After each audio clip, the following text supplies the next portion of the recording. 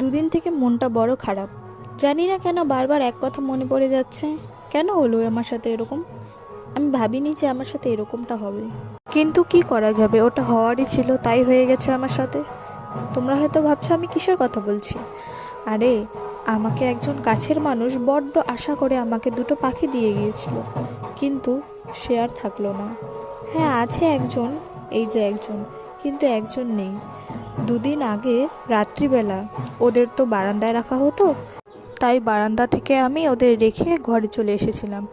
তার পরের দিন সকালে দেখি একজন নেই, কিন্তু গেল কি করে ওটাই আমি ভাবছি। হয়তো দরজার ফাঁকা দিয়ে চলে গেছে, তাই মনটা বড় খারাপ।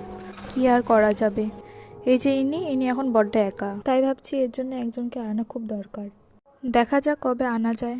তোমরা আমার সাথে দেখতে থেকো কবে আনছি এর জন্য আরেকজন। ও কথা মনে রেখে তাই একটু মুখের পরিচর্যাও করে নিলাম।